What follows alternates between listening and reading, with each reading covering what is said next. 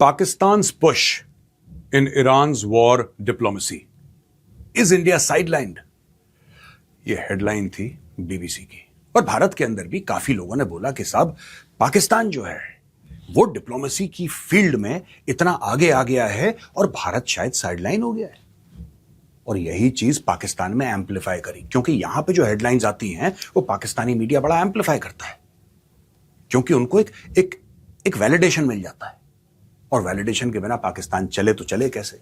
तो दोस्तों आज मैं बताता हूं वो अंदर की बात पाकिस्तान के सीज फायर की, या पाकिस्तान ब्रोकर्ड सीज फायर की।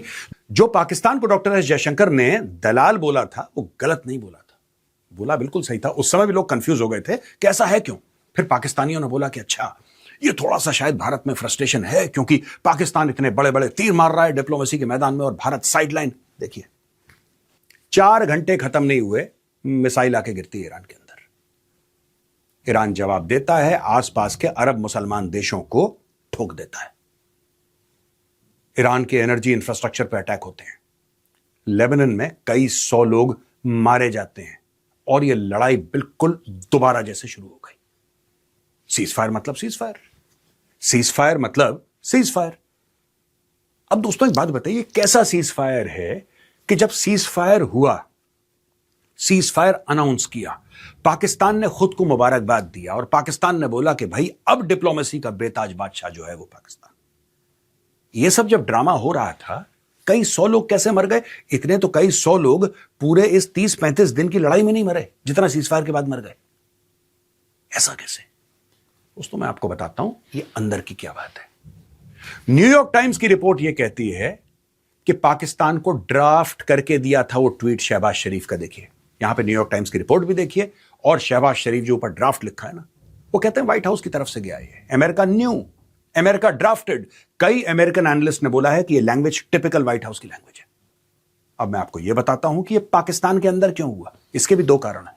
ये जो होने वाला है, यानी कि पाकिस्तान के अंदर फ्राइडे और सैटरडे को कह रहे हैं मीटिंग होगी और यहां पे सीज फायर डिस्कस होगा। पाकिस्तान ही क्यों? आखिर पाकिस्तान में ऐसा खास क्या है कि पाकिस्तान के अंदर कुछ खास नहीं है दोस्तों। देखिए साफ सीधी बात है, ट्रेडिशनली यह काम कतर करता आया है। चाहे हिजबुल्ला हमास को बैठाना है, तालिबान को बैठाना है, इधर अमेरिकन हैं, इवन इजरायलीज, ये सारा का सारा काम कतर करता चला है आज तक। लेकिन कतर के ऊपर इतनी मिसाइल मारी, इतने बम मारे कि आप फिर कतर को बोलेंगे क्या? How will you involve Qatar? Qatar is under attack, the Saudi Arabians are under attack, right? Saudi Arabia पे बम पड़े, Bahrain is under attack, UAE is under attack, Oman is under attack, Jordan पे आपने बम गिरा दी। भाई किसके पास जाओगे आप? कहां पे करोगे ये? तो बोला साहब आसपास ही होना है। पाकिस्तान क्यों चुना गया दोस्तों? पाकिस्तान इसलिए चुना गया क्योंकि अमेरिकन इन्फ्लुएंस कर सकते हैं कतर को, कंट्रोल नहीं कर सकते। अमेरिकन इन्फ्लुएंस कर सकते हैं सऊदी अरब और यूएई को, कंट्रोल नहीं कर सकते हैं। वो पाकिस्तान को इन्फ्लुएंस भी कर सकते हैं और कंट्रोल भी कर सकते हैं। और इसका प्रूफ ये ट्वीट है और ये न्यूयॉर्क टाइम्स का आर्टिकल है जो दोबारा आपके स्क्रीन पर है। अब आप समझ गए अमेरिका का गेम क्या है। अमेरिका को एक ऐसा गुलाम चाहिए, एक ऐसा यस मैन चाहिए जिसको बोले कि ये काम करो, बोले यस सर, बस। तो क्या होता है कि जहां पे आपकी शांति वार्ता होती है, जहां पे सीज फायर टॉक्स होते हैं, जहां पे पीस टॉक्स होते हैं, अमेरिका के साथ कोऑपरेट करेगा। Qatar, UAE, Saudi Arabia, Bahrain, Oman will cooperate with the Americans. They will be flexible for the Americans, but they are not your typical yes man. Pakistan is your typical yes man. तो जैसा मैंने आपको बताया कि वो environment जहां पे talks होनी है वो अमेरिका कंट्रोल कर सकता है। It cannot control inside Qatar, it can definitely control inside Pakistan. और पाकिस्तान के ऊपर ना कोई बम गिरा, ना कोई ड्रोन, ना कोई मिसाइल। ये दूसरी बात हो गया। तीसरी चीज ये है कि जेडी वैंस को जाना था और अमेरिकन मीडिया ये कह रहा है कि जेडी वैंस नहीं जाएंगे क्योंकि पाकिस्तान में उनको सिक्योरिटी कंसर्न्स हैं, जेडी वैंस की जान को खतरा है, राइट?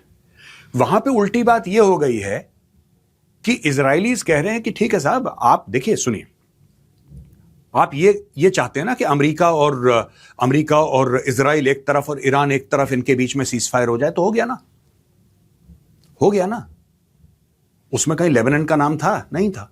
तो लेबनान पे तो हम बमबारी करेंगे क्योंकि वो हिजबुल्लाह वहां से रॉकेट मार रहा है, हमें तो अपने आप को सेव करना है। अब वो जो लितानी रिवर है, मैप देखिए साहब, ये लितानी रिवर है, इसके पूरे जो साउथ वाला इलाका है, इधर इजराइल कह रहा है हम बफर जोन बनाएंगे, we will create a massive buffer zone. अब point to be noted here is this, Israel वहां पे बफर जोन बना रहा है और ईरान का यह कहना है कि अगर आपने हिजबुल्लाह के ऊपर या लेबनान के ऊपर हमले खत्म आपने नहीं करे हमले, तो हम यह मानेंगे कि सीज फायर बिल्कुल 0/0 है, हम फिर लड़ाई करेंगे, ऐसा ईरान कह रहा है। और ईरान ने कभी ऐसा पहले नहीं बोला, यह पहली बार नहीं है जब इजराइल दंदना के घुस गया लेबनान के अंदर, और पहली बार नहीं है जब हिजबुल्लाह ने रॉकेट मारे हैं इजराइल के अंदर। यह 50 बार पहले हो चुका है। 50 बार मैं मुहावरतन बोल रहा हूं, लेकिन इसका मतलब दर्जनों बार हो चुका है। और कई बार इजराइल के जहाज गए हैं और लेबनान के अंदर उन्होंने अटैक्स करे हैं, from the air ground operations करे हैं कई बार। और आज तक ईरान ने यह नहीं बोला कि हम लेबनान के साथ खड़े और हम अटैक कर देंगे। यह लड़ाई के बाद हुआ है। आज ईरान कह रहा है हम हमला कर देंगे, अगर तुम गए वहां पे हम तेल अवीव पे बम मार देंगे।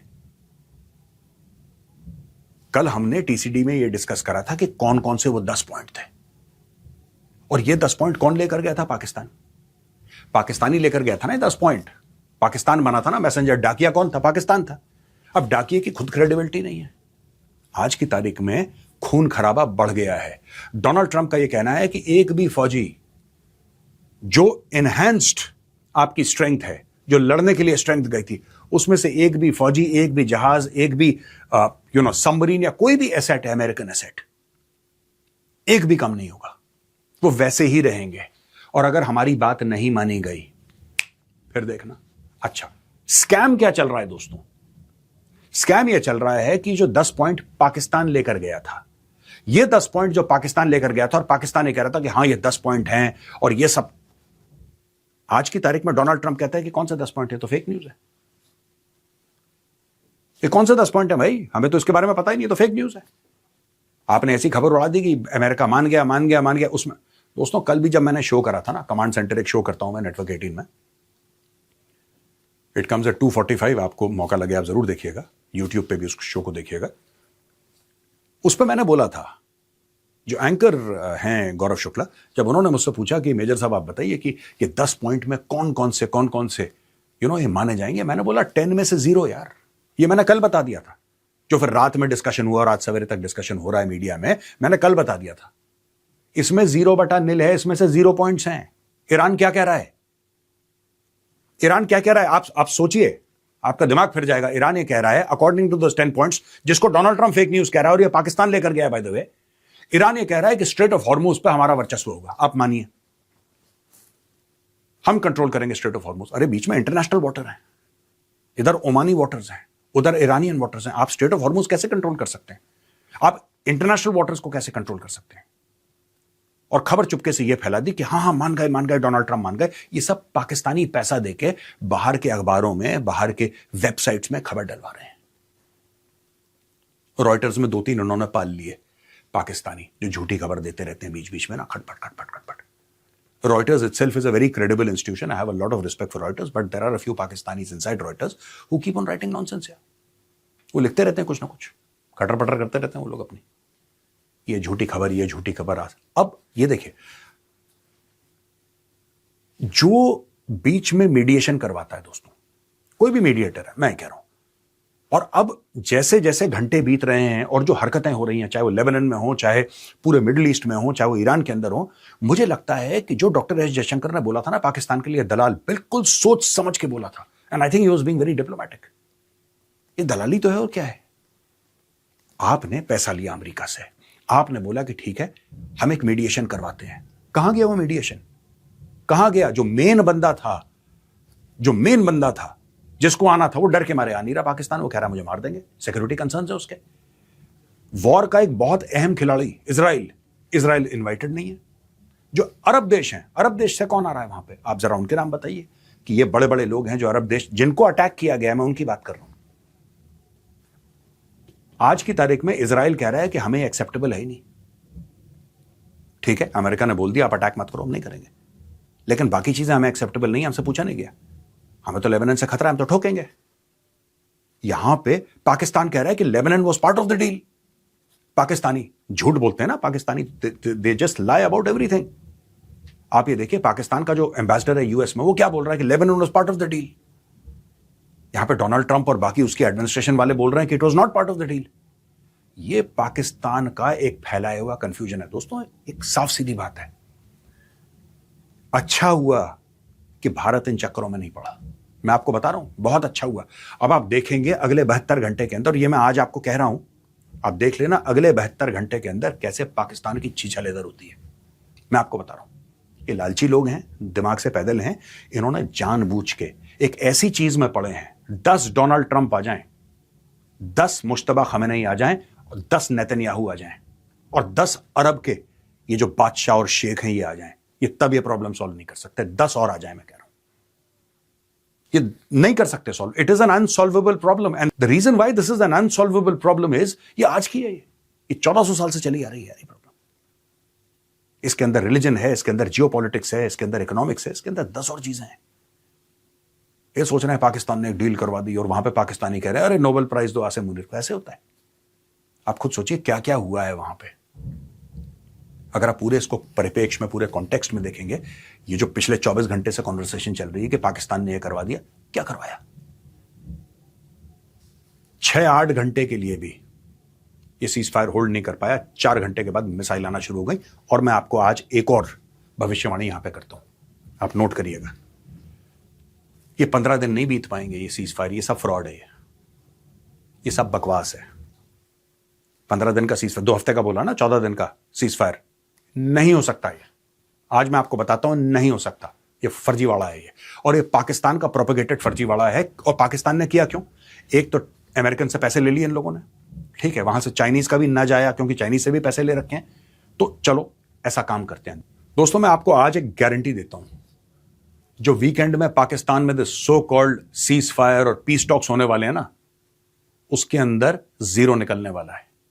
0 + 0 = 0। देख लेना, आज मैं बता रहा हूं आपको, टुडे इज थर्सडे, आप वीकेंड कितनी दूर है। 1-2 दिन के अंदर सब आपके सामने क्लियर हो जाएगा, आपको पता लग जाएगा ये कुछ नहीं है, ये फर्जीवाड़ा है। पाकिस्तान एक ऐसा देश है जो हर जगह जलील हुआ है, हर जगह रुसवा हुआ है, हर जगह पाकिस्तान की बेइज्जती हुई है। और पाकिस्तान डेस्परेट है कि दुनिया में उसको एक इज्जतदार मुल्क की तरह देखा जाए। उसकी हरकतें ऐसी हैं नहीं इज्जतदार मुल्क वाली, लेकिन पाकिस्तान के अंदर एक चाहत है, एक बर्निंग डिजायर है कि यार थोड़ी सी रिस्पेक्ट, थोड़ी सी कॉन्वर्सेशन में हम भी शामिल हो जाएं। ये पाकिस्तान का डेस्परेशन है। ऊपर से पैसा बोलता है। ये सारी चीजें अगर मिला लें, तब आपको यह पता लग जाएगा कि इस्लामाबाद में हो क्या रहा है।